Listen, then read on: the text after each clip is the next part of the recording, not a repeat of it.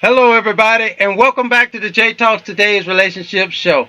All right, you got Jay and Lady K all the way from DC. Woo woo! Woo woo! All right, at least this time I didn't say woo woo. Yeah. All right, Really? yeah, really, yeah, really. I still keep my job. All right. Please. And we also have as a guest on the show, Miss Debbie. It's so nice to be Yeah. here. Thank you. All right, okay, all right, all right. Well, we got a really, really nice topic today. All right, one that I think that a lot of people kind of have involved themselves in this kind of topic, and it's titled "Should we ask or pray for God to send us a mate? And if He does, when will we know who it is? How will we know who it is? And where will we know to see or meet this person? Or in other words, pick up the package. When, where, who, how. Okay. Yeah, I think there are a lot of folk be saying, I'm going to let God send me a man, send me a woman. I see that all the time Boy, on Facebook. Who do you see on I'm Facebook? I'm a Facebook girl. And I see that a lot on Facebook. They even have posters that say, I'm patiently waiting for God to send me my man. Or, I never see where it's the men on saying, I'm patiently waiting for God to send me my woman. Most of the time, it's the women saying that about God sending them a man. But I like your A, B, and C calls on this one tonight, Jay. Yeah, A, B, C. Yeah. Hey, that's what we say. The first three letters of the alphabet is what you got to learn first. Yes. So Jay, because we touched on this when we first started. I believe this was one of our very first topics. Yeah. We kind of touched on this last year. It was. It was. Yes. But where do you think that comes from? They're saying, is it because they think that they're biblical scholars? They're reading too much into the book of Ruth, because what you tend to hear is, where's my Boaz? I want my Boaz.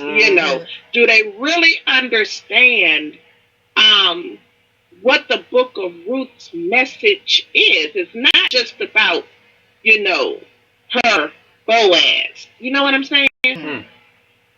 Okay. Yep. I know what you're saying. Yep. I do know what you're saying. It's not just a Boaz or going back and get her boo. Right. I had something right there, but I'm going to hold it. Yeah. Ooh, I got to hold that one. You got to hold that one. I'll make somebody mad if I say that one. Yeah. Well, I do have something to say on it, but I kind of want to hear you two ladies, women's point of view on what, since y'all women, y'all should be able to feel, the nature of women as to, I don't know, maybe you even might have said it at one time. I don't know. I'm just throwing, saying some stuff.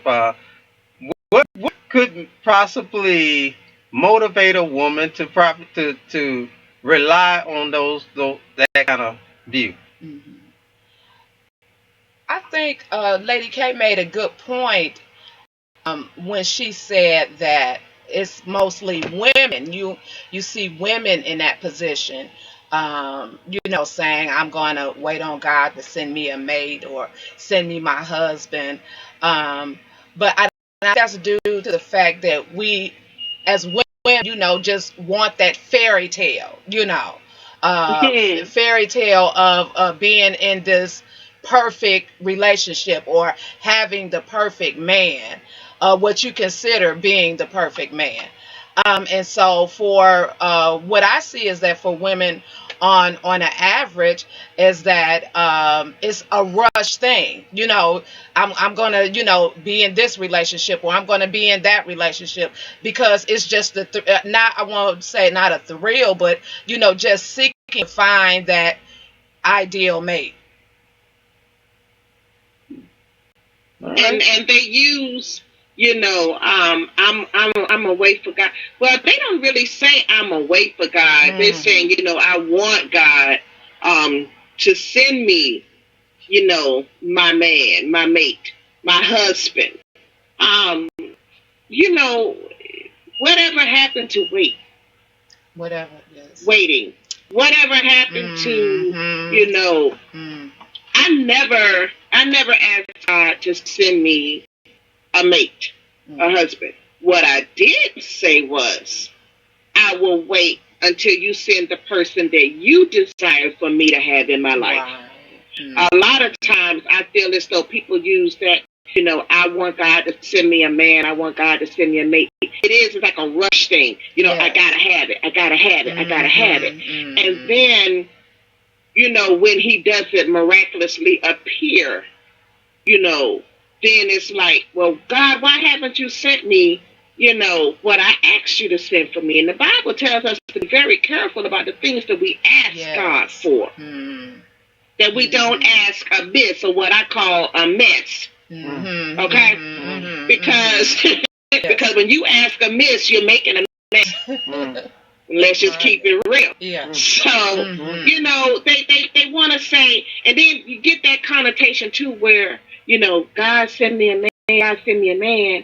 And we got to touch on this, Jay. They thinking that, he's coming from the church or in the church. It's kind of all tied and connected together. Like you said, I don't remember if it's part A, B, or C of the clauses you put on this today, Jay, but you put 3. I'm about to get me a tambourine. But they weren't on the website, by the way. But it's like, where is God supposed to send this person? And as you put it, how will you know that this is the person that God sends for you? All of these questions should even make you wonder, why am I even asking this question? Because God is in it. You know it. You don't have to ask him to send you a mate or a man or a partner. You don't have to ask that from him. Because if that's what he desires for you to have, you will have it. But I think that a lot of times, women, I almost said we women, but women, as the minister said, you have a tendency to want that fairy tale. You want that, that prince on the white horse to just gallop in and rescue you and take all the pressure off you, to take all these things off of you. And you figure that if you let God to send you this perfect person, then that's what's going to happen. Because if you ask God for it, he's going to be perfect. That's the thing in your mind. If you ask God for him, he's going to be perfect. He's going to be everything that you want him to be. That you want him to be. Listen to the words that I'm using. That's everything that. Now, that's a lot of self in that statement. So if you really think about it, God doesn't deal with self. He's going to send you the person, or he's going to place into your life the person that he desires for you to have. That's how I see it.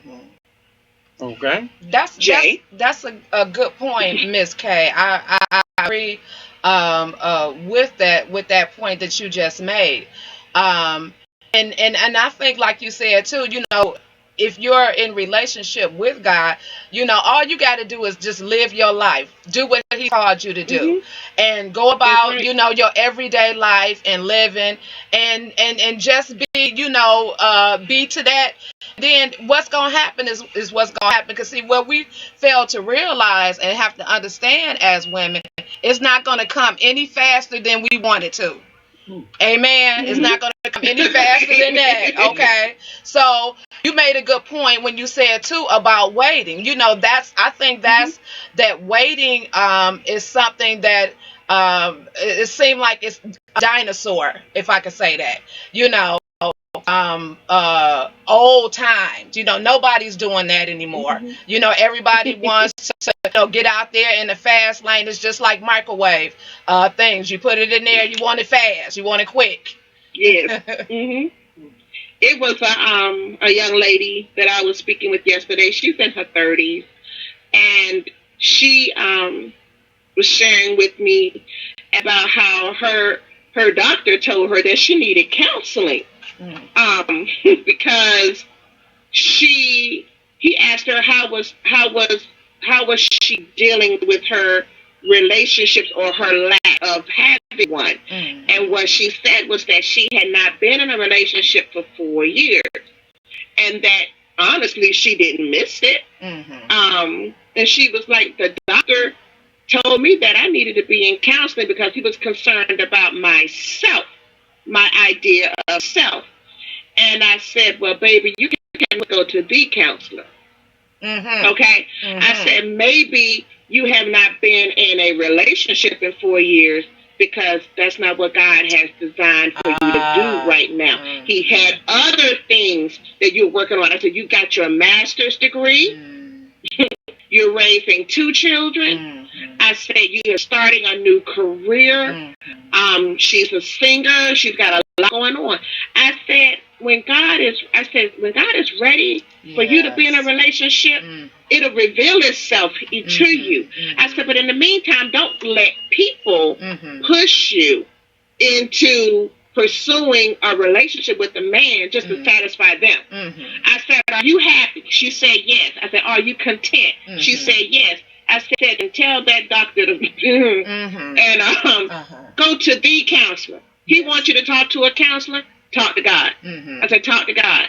That's your counselor. I said, talk to God. I said, as long as you're happy and you're content, live your life. Live your life. She said, well, I was just thinking that was just strengthening to tell me to go get counseling. He's worried about me being in a relationship. Why does her being in a relationship constitute her happiness? Why those two things equal? Why do they equal out each other? One thing does not necessarily, just because she's in a relationship doesn't mean she's going to be happy. There are plenty of people in relationships that are unhappy. So her going into a relationship is not going to guarantee adding anything significant to self necessarily if she's already happy and content with herself. Okay. Well, I like those responses that both of y'all gave. Um, I'm kind of here in the B and C. But actually, yeah, it's the A, B, and C. But actually, all three of them. But the B and C, I'm really kind of more curious about because even though yes, we would wait on God. I'm okay. We wait. So now we're at this point. I'm waiting on God in the deliverance of this surprise person. So, this unknown person, and so how will we know who it is, and where will we know?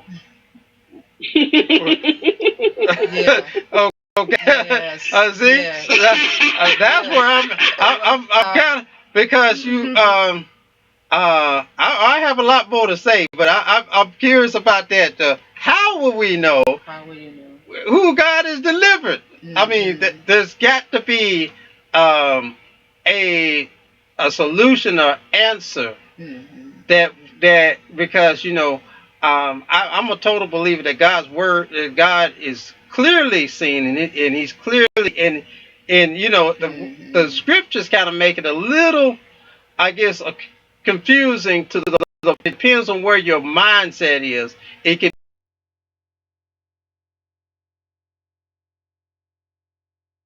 seem.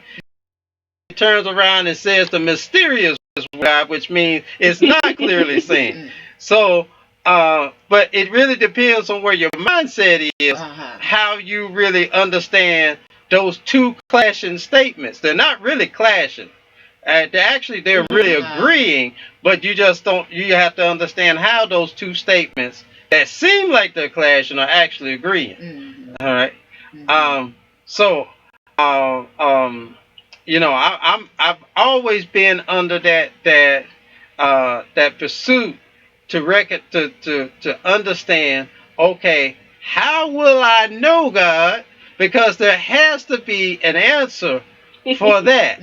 Out of the millions and thousands of people you come across, no matter if it's in the church, your job, you meet them in Walmart, who is that person that God is putting at your front door?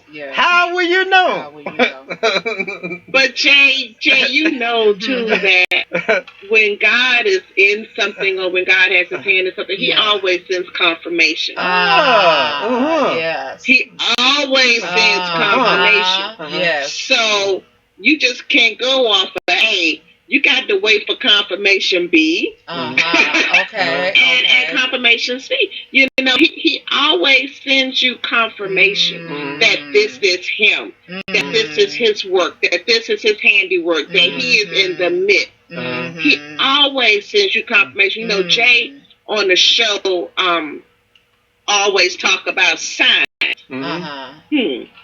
Okay.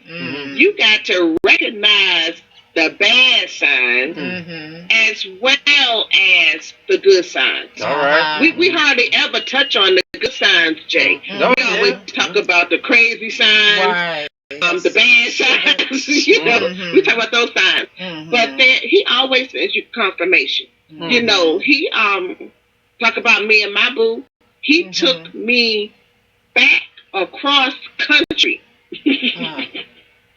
to link me, to connect me to the person that I was designed or destined to be. And I believe that he gave me sign. You know, when I first met this person, he was totally opposite of anybody I've dated. I mean, just like, woo, you know. But God showed me his heart. And I showed him my heart, and I knew that because I was able to open up to this person. And then I prayed about it. I prayed about it, you know, and that's the key thing, because I have a relationship with him. We communicate. You know, I prayed about the situation. I prayed about the person, and I asked, you know, God to reveal things to me.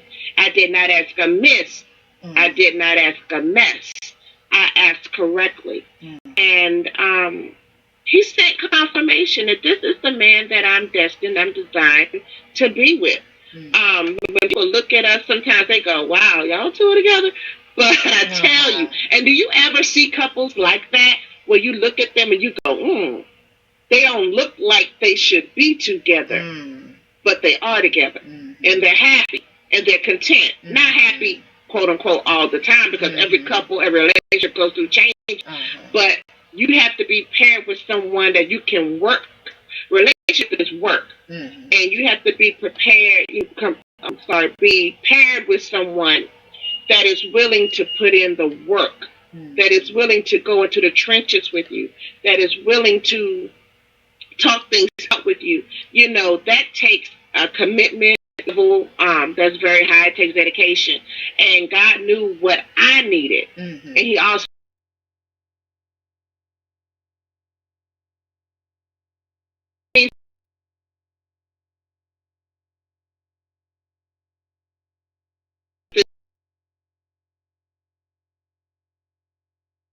is,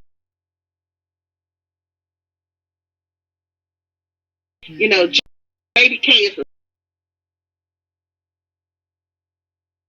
take a kind of person Yes. to be with Lady K, to be able to deal with Lady K. And I have that.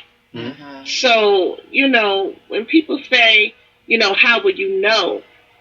You'll feel it. True that. It's a feeling. But he will also send you concrete confirmation that this is the person I have designed and destined for you to be with. Okay. If you ask correctly. You don't ask amiss or mess.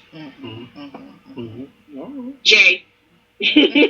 Oh, is that like that's a sports guy? Now back to you, Jay. But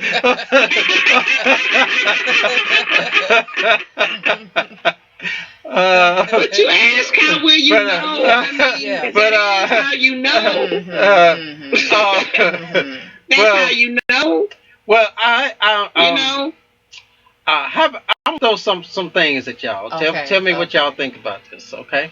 Oh right. Boy, here we go. All right. Okay. I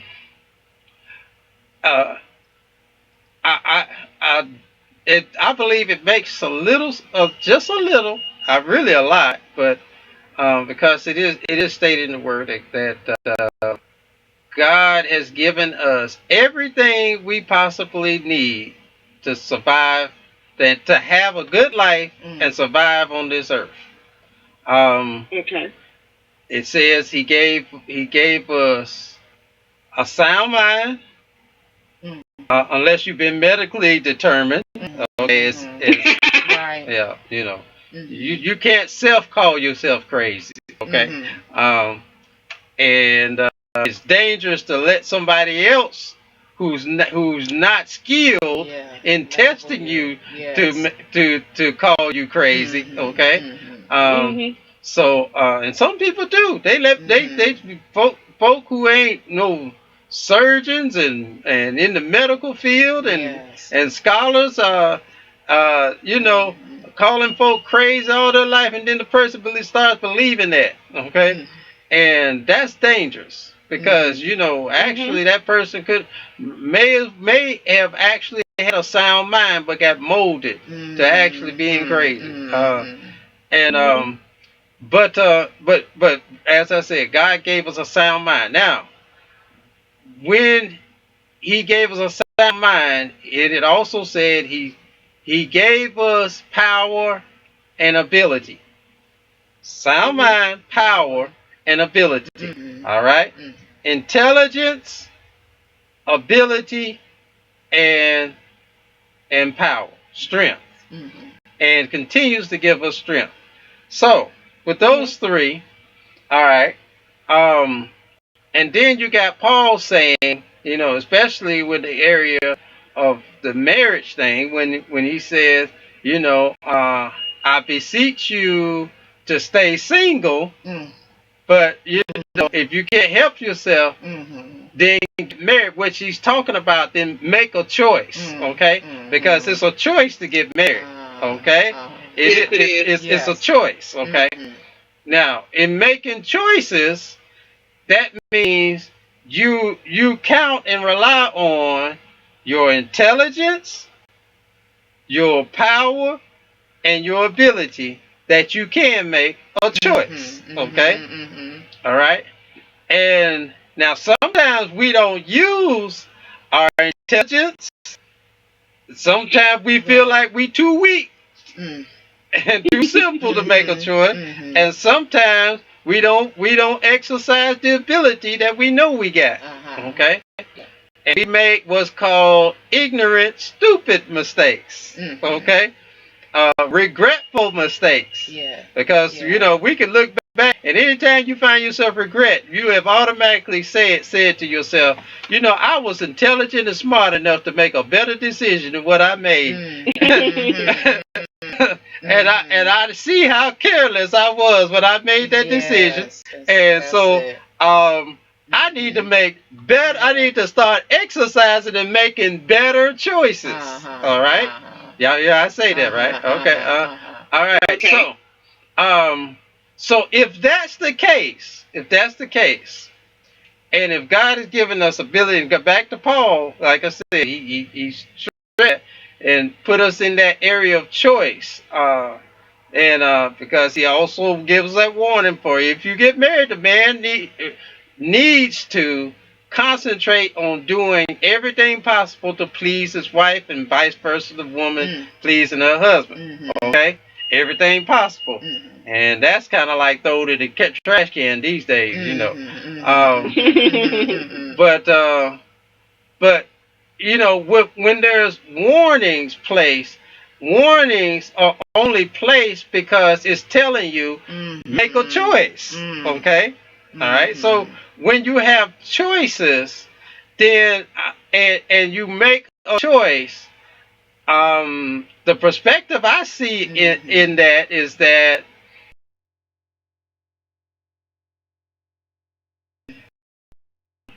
you know, because you know, as it said, then if God had anything to do with responsibility of our choices, then that means there would be no need for this one scripture to say that we reap what we sow.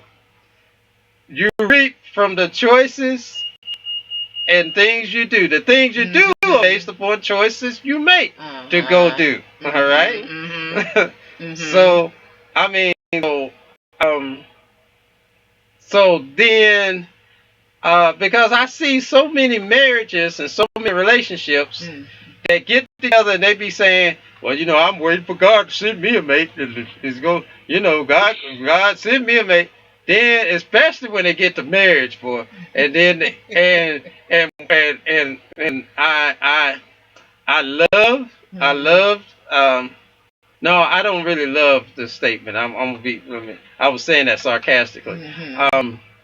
But it is a little humorous. I'm gonna be honest. It's a little humorous when I see and hear the statement that man formulated. It wasn't Bible form. It's not in the Bible. Marriage vows are not in the Bible. They were written by man based upon what it should be according to the Bible. Okay, and as that's how I say it. So when they say in the marriage vows, and see, you know, remember the Bible was written by inspired men. Yes. All right. So when they say in the marriage vow that what God has joined, okay, y'all hear what I said? What God has joined together.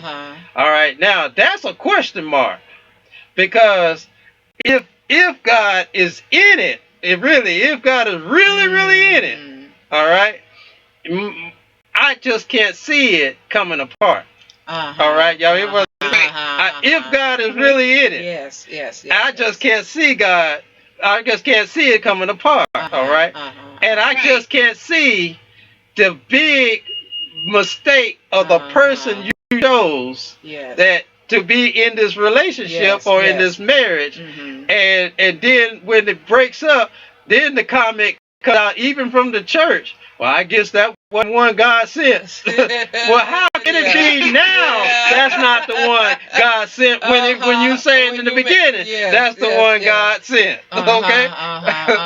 All right. I mean, I think we have a problem or some confusion somewhere. And we want to do a lot of things, I believe, in these days. Well, not really these days. Time. It's been going on for a long time. Just getting, I think the magnitude is growing.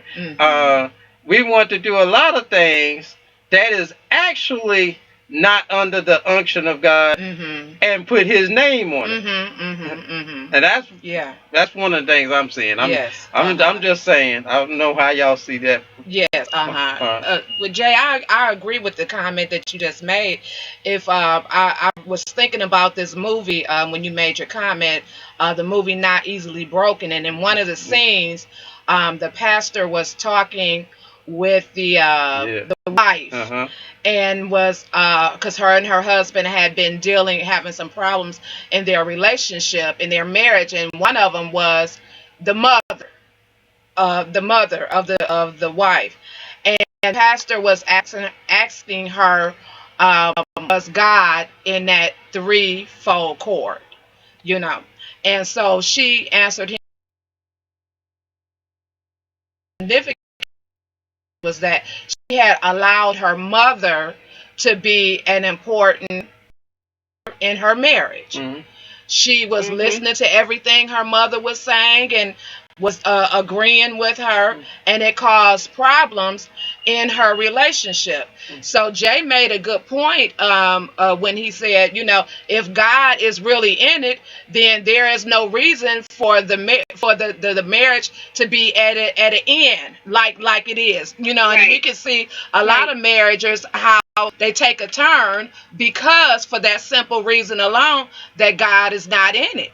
God is not in it. If God is really in it, in your marriage, in your relationship, then yes, you can work through anything and still overcome it. That's only if God is in it. Right. Yes. Yeah. I was just saying. I mean, just some things. Y'all know I got a scientific mind. That things and I do believe all of God's word clicks together. And if there's a loose link somewhere, then we need to find out how did that become a loose link? Yes, because all of God's word is supposed to fit together, and so there should not be.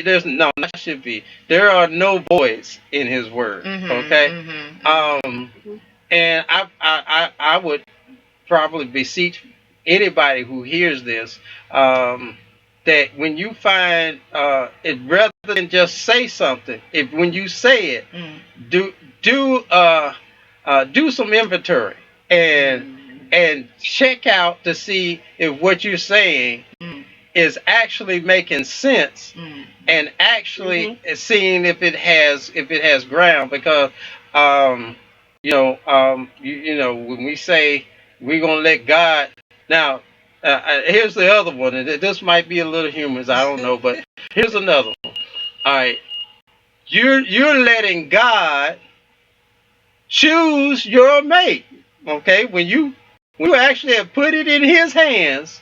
All right, it's just like you at work and you got a bunch of extra work, and you say, you know what?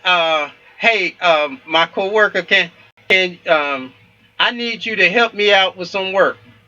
Well, they say, okay, well, what do you need? And then, okay, that would be the same thing. If you say, God, I need you to send me, God saying, okay, well, what do you need? Okay, all right. You start saying, well, on overtime, well, I need you to take these papers right here and do this and that and that, and that will fix my situation. Okay, all right. Now, are we now doing a call to order of the fast food service,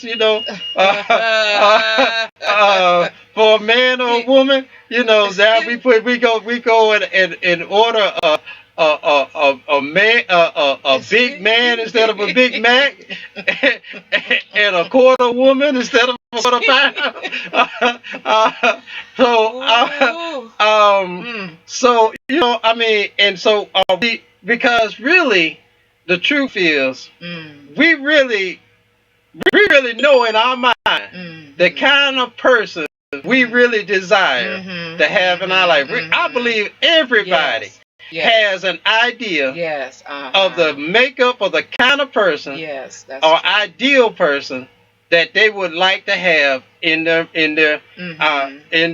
life. And but the mysterious, why do we so often choose the wrong person that's sometimes nowhere near the makeup of the character, and then want to say when you get that wrong person by choice, put God's name on it. I was listening to you, Jay, and I just got a few questions for you. Oh. Okay. Yeah. Okay. So, all right. What about, you say that, some people have an idea of the type of person that they want to have in their life. That does not necessarily constitute the type of person that they may need to have in their life. Yeah, I agree. You know, when I think about, you know, our wants versus our needs, you know, the Bible tells us that God will supply all of our needs. He doesn't say anything about Him supplying. I mean, He'll let us have things that we want. But when it comes down to a need is a necessity to me. Something that you need is a necessity to live or to have life. You won't have a need for something and there's death there. It's something that's barren that's there. So when I think about, you know, the need to have a person in our lives, or, you know, they're saying, well, I need God to send me a man. I need a man in my life. And you talk about the quality.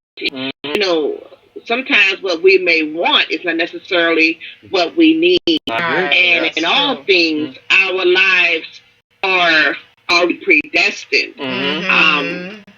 God already knows every single step that you're going to make. The good steps and the missteps. It's already predestined. We're put in the situations hopefully to learn from them. And as Jay said, it is a choice. You make better choices or more informed choices because hopefully you would have learned something from a misstep. And I agree with you, Jay. You know, it's about choices. Insofar as God sending us, you know, like the minister said, you know, if God is in it, that's it. No matter what's going on, it's going to work out. No matter whatever happening, you'll find a solution to it because God is in the midst of it. A lot of times when people say, you know, they say, well, I want God to send me a man. You know, do they ask for God to be? They ask for God to send them a man, but they're not asking for God to be in their relationship. It's like they want God to send them a man and stop right there and let them take it from there. You know, they're not asking God to be in the midst of their relationship. God send me a man. God send me a husband. God send me a mate. Well, what happens after He does that? You kick him out. You kick him out, or you know, and then wonder why you have so much hate. He may have placed into your path the right person, but then you kick God out of your relationship. You say, well, now man is here. I don't need God anymore. You know, so it's that kind of, it's interesting to me. My question for Jay is this. You ready, Jay? All right, okay. All right, now, are you ready? Be easy, man. I just had my birthday. You know, you talked about love a few months back. This nice, long definition of love. Okay? Yeah, because we know Jay is not a man of short words. Just fact. Okay. So, if you can recall some of what you talked about of what love really is, where does that all come into play here with the topic that we have today with the people seeking a mate? Good question. All right. Well, about the love thing. You know, the love. No, I'm just kidding. Anyway. Please don't. He is a musician, everybody. He is a musician. He is not a singer. He is a musician. Please stay in your lane. You are a musician. Not a singer. Oh, okay. All right. Well, with the love thing, and you have me kind of in a corner in a trap. I feel like, I feel like Ali when he got in that corner, he had to start shuffling his feet. I gotta come out with a rope a dope. Ooh, the rope a dope. So before I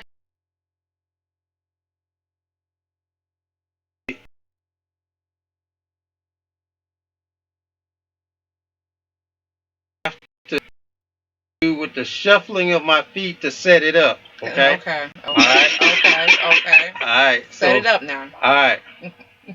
So because before it's at the love stage, it's at the choice stage of who of that person that's to be loved. And to it. I don't. It's kind of. I'm going to use the word expect for now. That's not the word I really want to use. Okay. Wait a minute. Appreciate the love from the other person. Okay. All right. Because many times we put expectancies on. Well, Bible's very clear about putting expectancies in human beings, because when you place expectancy, that means you place trust. All right. That's right. And I'm gonna get into that later. I'm gonna get that because there are a few statements that go along with that. But however, it's choice first, and that's choice of the person. And so that in that stage is where discernment and your power and ability to use that discernment as to, first of all, there has to be a self-evaluation of yourself to know if even yours, you can want and say that it's a need that still has to do with want, because sometimes we don't know how to differentiate between want and needs. But you can desire to have a mate, but whether or not you get a good one or not, the question is self prepared to be a mate for the mate that they're desiring to get. Okay? And there are many times self is not even in a position. Like you were saying, Lady K, God knows what we need. And he can look at us and say, no, you ain't ready yet. You ain't ready yet. You don't need no man. You don't need no woman. You ain't ready yet. It needs to be some working on you first. All right. All right. I mean, why should anybody be unctioned to come to you? You ain't ready. All right. So there's that preparation. And there first had to be the self-check to see if you're actually in position to receive. That's one of the first chapters in the book. Unfortunately, wasn't able to release it this month. It'll be next month. However, y'all keep looking for the first chapters in the book, which is titled "Is Time to Leave the Nest?" In other words, are you, I use two sets of analogies, and it's kind of like dealing with children.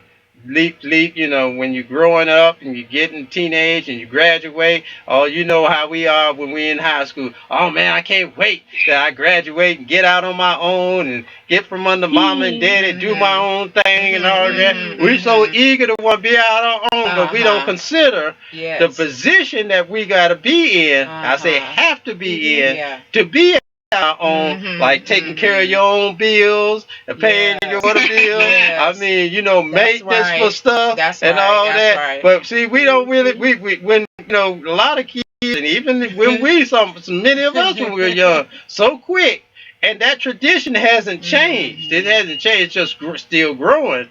That to be such in a rush for the want and the desire, that we don't really consider a lot of things that go along with it. And the same thing in relationship. We have desire, but we don't consider a whole lot of things that go along with it. And one of those things is a self-evaluation to make sure you're prepared, all right, to go into it. So after that, then it's the choice, being able to be godly guided to be able to use the discernment and the ability that he's given you to be able to choose a good person. Remember, I said this a few shows ago, several shows, I believe. There are three of the worst ways. I'm not saying they don't count, but they're the worst ways to pay attention to a person, to get to know them. Three of the worst.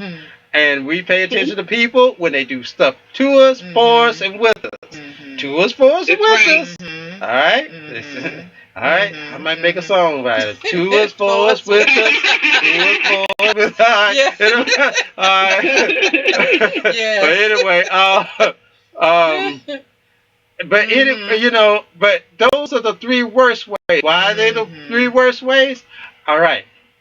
When people are doing stuff for you, you never know if it's for them to get something back in return. I mean, well, you sometimes know, but some people have hidden, motives. Hidden motives. Yeah, and when they're doing things with you, most of the times it's to impress. All right, most of the time, because people we all as people, as humans, do not accept rejection too well. So to impress is a natural thing to do. You could do it unconsciously many times because of the area of fear of not being rejected. It causes us to do certain things in life. So and then to us, in other words, they opened the door. They so nice. They opened the door. They don't smoke around me. They know I don't like smoke. So they won't smoke around me, but they go smoke around other people who don't like smoking, who don't like smoke, but they'll go puff all around them. But they so nice. They don't smoke around me. All right. Remember the signs. Remember the signs, right? All right. The signs. All right. Because if just because they didn't smoke around you, the natural person. Here's the thing about the natural person.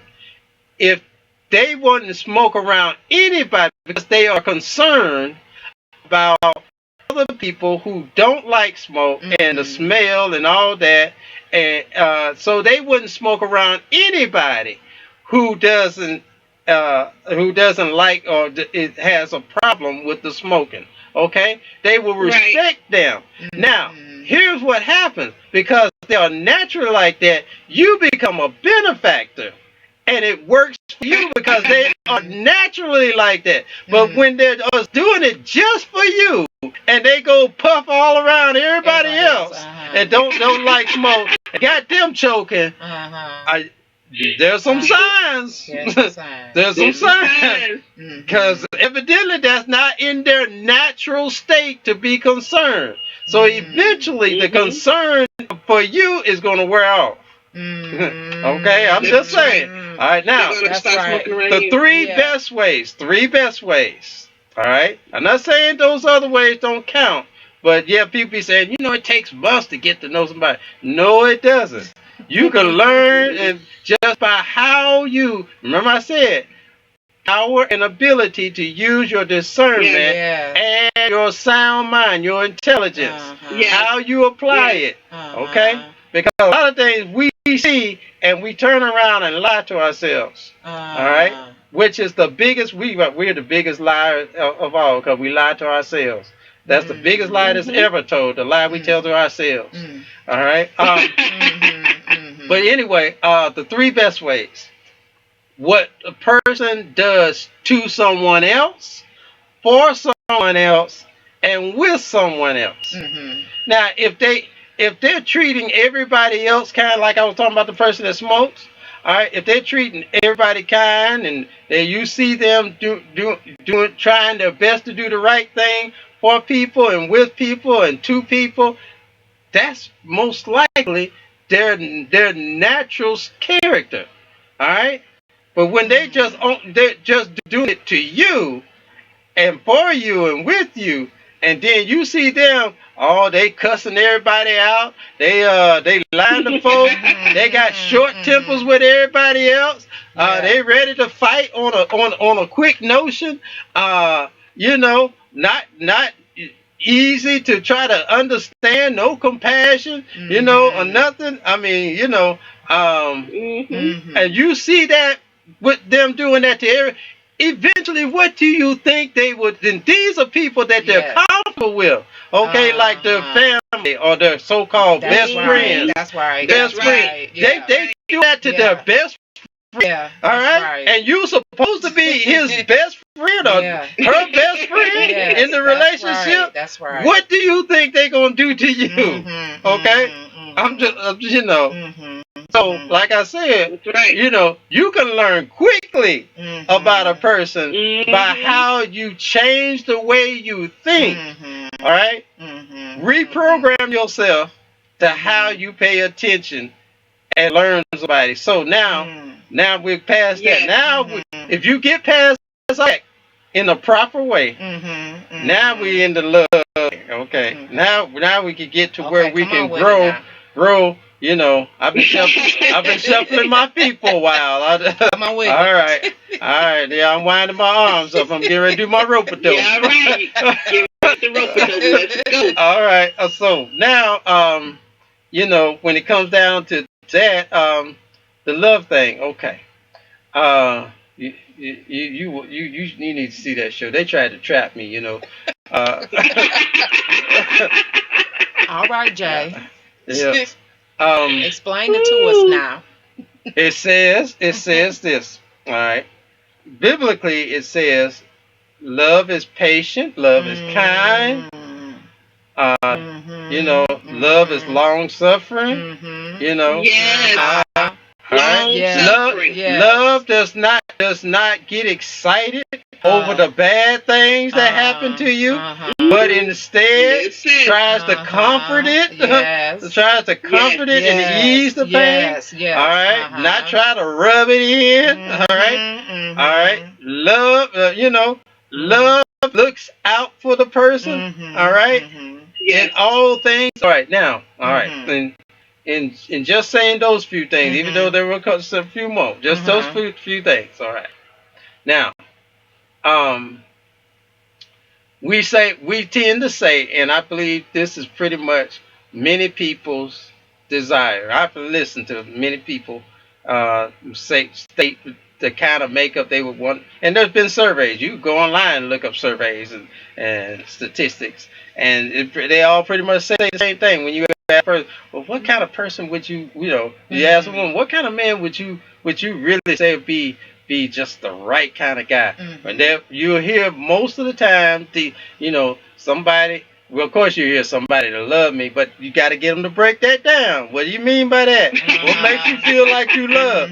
Well, you know, they the kind of person that would just just take things, my load off, and just go do things, and I won't even have to ask them. Or they're the kind of person that will help me look after the kids and help raise the kids. They're the kind of person who go out and really make sure that the house is covered. They to be the leader of the house. I mean, you will hear those kind of statements. All right. And you know, we had the Trashy or Classy just a little while ago, and even if we say the trashy people, okay, they still say the same thing. Still say the same thing. Though they may be trashy, though they though they may be, as we say, not classy. All right. But they still say the same thing. You ask a man about a woman, what kind of woman? Though he may be thuggish, or, or slummish, or bad boy, they still say the same thing. Oh man, a woman that take care of things, do this and do that. It's still the same makeup if you listen carefully. All right. Now, as I said, why in the world we tend to choose opposite of what we tend to desire. That fantasy makeup of a person, okay, or desirable makeup of a person. Now, so, um, so as the love thing, get back to the love thing, okay. Now, I like this other story. The person who gets up, who doesn't get much sleep, okay, and they get up in the morning, and they cranky, and I'm gonna use this word, cranky. Uh, they bitchy. They complain. They complain until they argue. They just. I mean, just in it. But at any statement, you can say hi. What you saying hi for? Blah, blah, blah, blah, blah. I mean, just anything that they could just argue and fuss and just get on your nerves about, and then turn around and say, well, I ain't get much sleep last night, so you gotta excuse me for getting on your nerves. What that person has said that they know what they're doing, and everything you do is by choice. By choice. Yeah. All right. All right. Now, and I just have to say this: if you are ignorant enough to accept that, and that's what it is. If you are ignorant enough to allow it as an excuse, all right, because remember, it's a choice, because they gave testimony to say that they know that they're doing it, which means it's really now deliberate. They done punked you out. All right. to deliberately get on your nerves and use lack of sleep as the foundation to get on your nerves and get away with it. That's like somebody, that's like a murderer walk up to a guy and stabs him, and the guy and the person that stabbed says, "Why you stab me?" Well, I saw this bird up in the tree. It was chirping, and it was just getting on my nerves, and I couldn't stab the bird, so I just had to stab somebody. Okay. Wow. And the man who stabbed, if they was ignorant enough to say, "Oh yeah, that bird is ignorant. It is getting on my mind too." Come on, it was a choice. It was a choice. All right. Okay. All right. Because the real truth is, it had for it to be established as liable and acceptable, means that it has to have a foundation. So the foundation would mean that anybody who doesn't get sleep would be argumentative, complainative, getting on your nerves, and that's the expectancy. But everybody's not like that. Okay? Everybody's not like that when they don't get sleep. So, there are, like we're saying, signs, but anyway, so the question is, when that's happening, and that person, and you come into the truth, the understanding that that person has made a choice, do you really feel like you're being loved? Do you really believe you're being loved? We were talking about the patience thing too, it said love is patient, all right? Love is patient. Now we are humans, and we do slip, and we do fall, and there are some people who are short patient, all right? However, as it also says, let not your anger cause you to sin, okay? And we do get angry about things. I mean, Jesus got angry. God got angry. Yes, that's right. But don't let it be the controlling factor to take you to do something. And you can be short patient, but don't let your impatience cause you to be in a way with your mate or your spouse that hurts them. Okay? All right?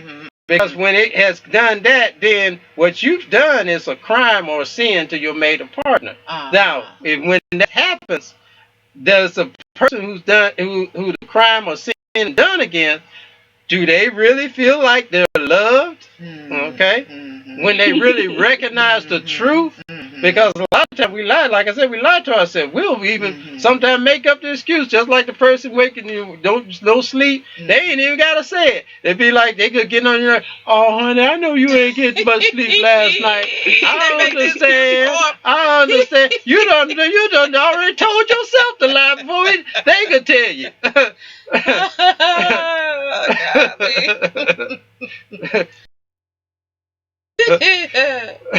That's sad. Yeah. That's sad. Yeah. All right, that's all I got to say about it. Fall for that. Yeah. But Yeah. you know, That was my rope though.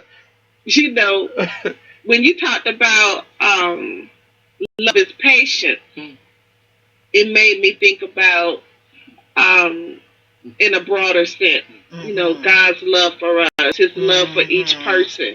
He wants us to be happy. It says in His Word that He wants us to live a happy life, and He wants us to have the desires of our heart, and that's love. But in our Bible also tells us, you know, and I know it doesn't correlate exactly, but to me right now is what it's speaking to me is that, you know, love is patient, and you have to wait. You have to wait. Yeah. You know, like she was saying, the microwaves inside, they want everything real quick. You know, you want an easy bake oven. You bake your cake quick. You know.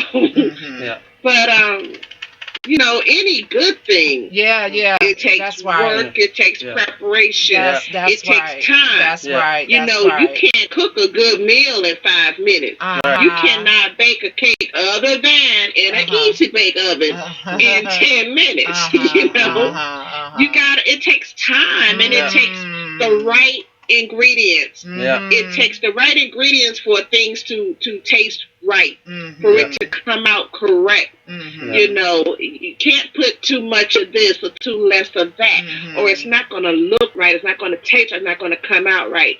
So all of these things work together in order to make a good meal. And patience is one of those things. Love is one of those things. Timing is one of those things. Maturity is one of those things. And with that, you know, talking about God is me a man, you know, where's my man? Where's my Boaz for us church people? You know, you know, let's be real. Well, let's be real about it. You know, are you ready? Are you truly ready for a Boaz? Are you truly willing to walk that Ruth walked?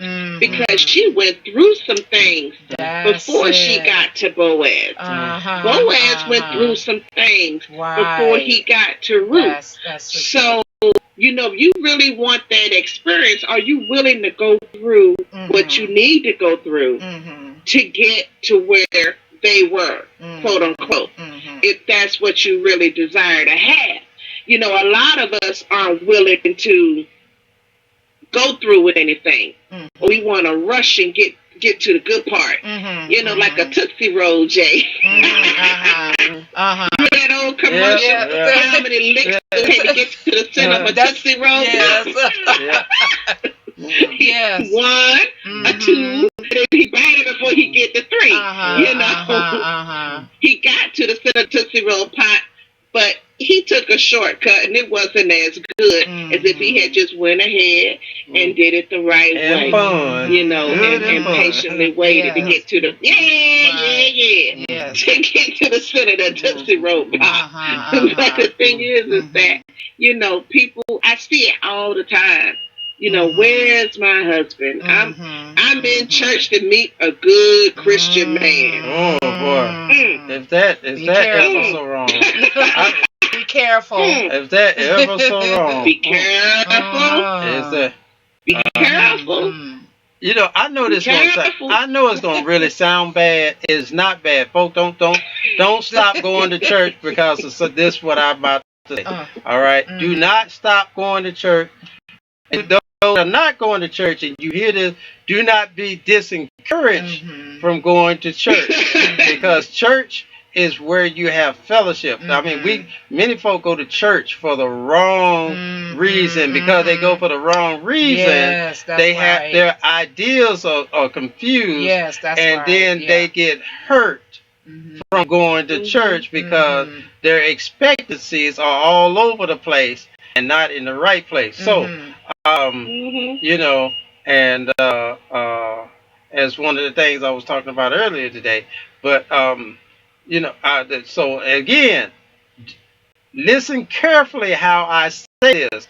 Lady K, you made a good point. Carefully, folk. Especially you church folk. Okay? You church folk. All right, carefully. All right. Going to church to find a mate is probably one of the most, no, it's not probably. It is the most misleading perspective places of choice to find a mate. Okay? Here I say that. Okay? Because when I say it's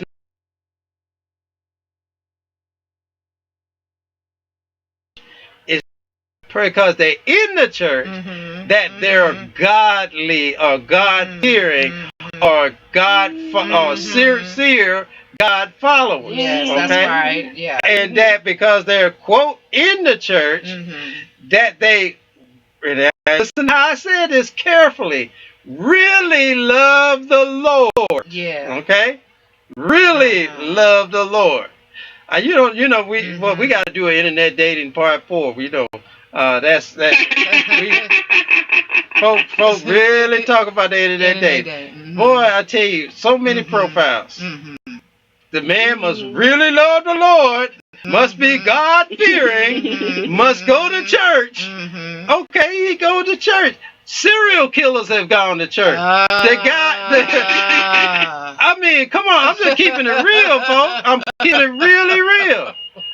Rapists, child molesters. They got a pastor down in Florida right now. Go online. You can find it down there in Jacksonville, Florida. They got a pastor who is a convicted child molester on the board, and the church put him in position of pastor. And what they did, the only way they could put him in position of pastor is that they had to ban the children from coming to church just so he could be pastor. Just so he could be pastor, folks.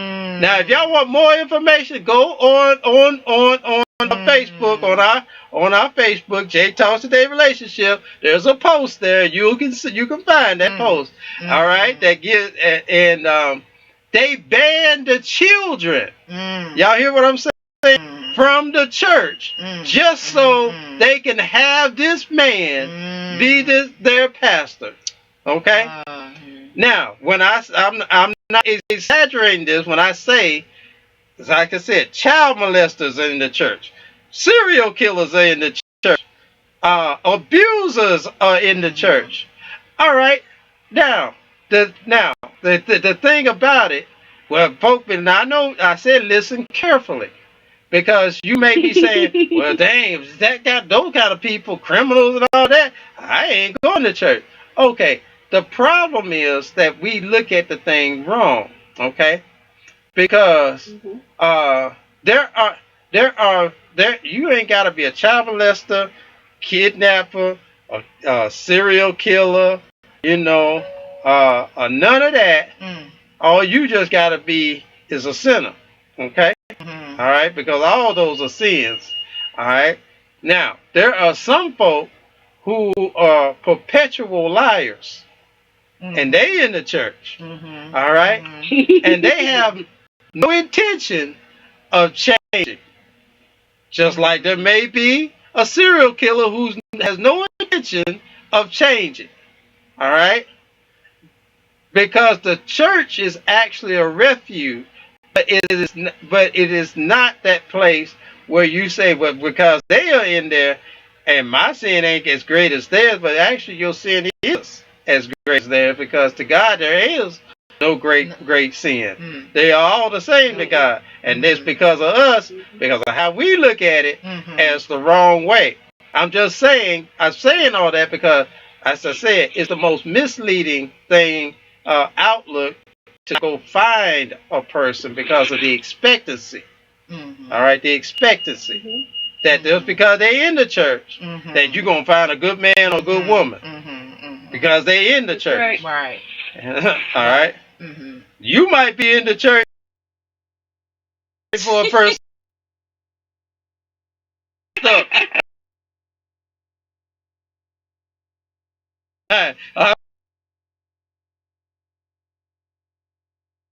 I think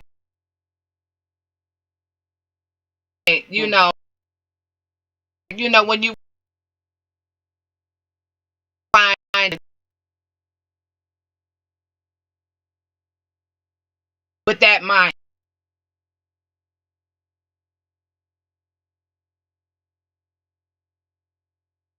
it's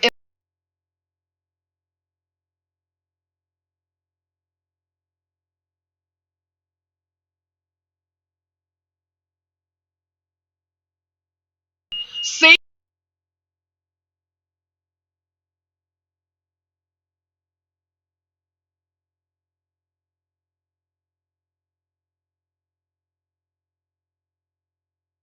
the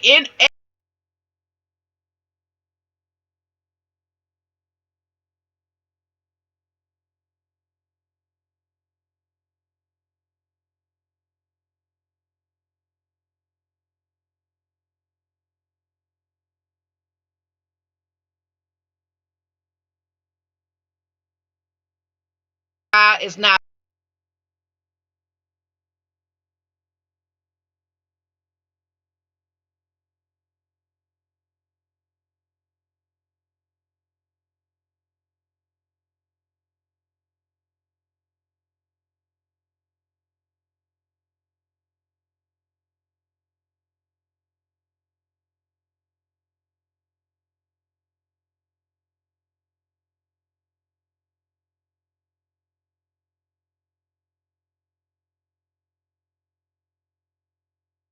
Supposed, I was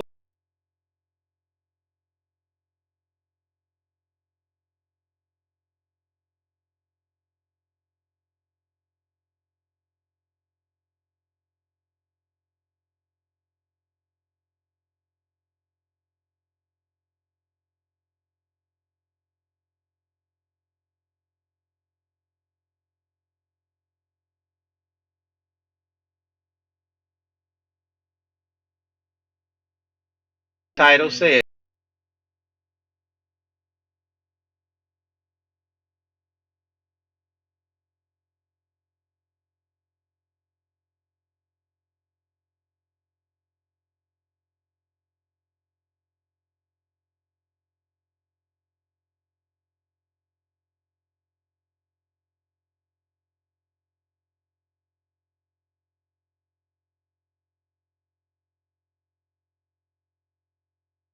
The women with